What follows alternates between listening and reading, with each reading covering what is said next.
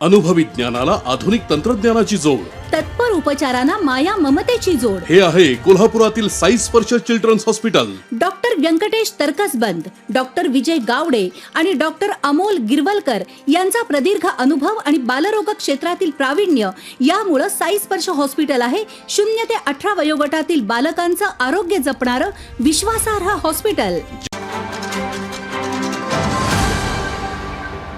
कोल्हापूर महानगरपालिकेच्या निवडणुकीसाठी आजच्या पत्रकार बैठकीमध्ये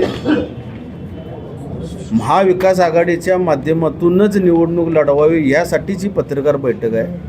पण ज्या पद्धतीनं भाजप हा पक्ष महाराष्ट्र राज्यामध्ये सुस्थितीत नसताना शिवसेनेचं हात धरून, शिवसेनेचं बोट धरून महाराष्ट्र राज्यामध्ये प्रस्थापित झाला, तशाच पद्धतीनं कोल्हापूर शहरामध्ये, कोल्हापूर जिल्ह्यामध्ये आम्ही सर्व शिवसैनिक, आजी माजी पदाधिकाऱ्यांच्या माध्यमातून लोकसभा असेल, विधानसभा असेल किंवा कोणत्याही निवडणुका असतील, सन्मान्य उद्धवजींच्या आदेशानुसार आम्ही अतिशय चांगल्या पद्धतीनं कोल्हापूर शहरात राजेश लाटकर, जयश्रीताई जाधव व छत्रपती शाहू महाराज यांच्यासाठी राबलो.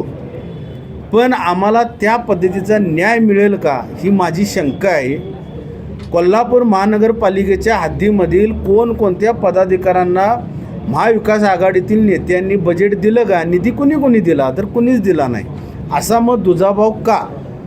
फक्त राजकारणासाठी आणि वापरून घेण्यासाठी शिवसेनेचा उपयोग तुम्ही किंवा मातोश्रीचा उपयोग तुम्ही करून घेता का?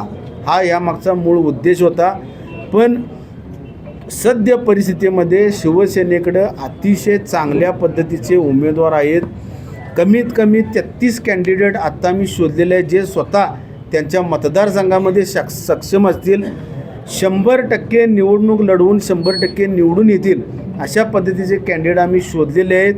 याची महाविकास आघाडीच्या सर्व नेत्यांनी जबाबदारी घ्यावी. शिवसेनेच्या मागच्या योगदानाला विसरू नये व शिवसेनेला न्याय महाविकास आघाडीच्या वरिष्ठ नेत्यांनी द्यावा. ताज्या घडामोडी पाहण्यासाठी माझा महाराष्ट्र न्यूजला आजच सबस्क्राईब करा.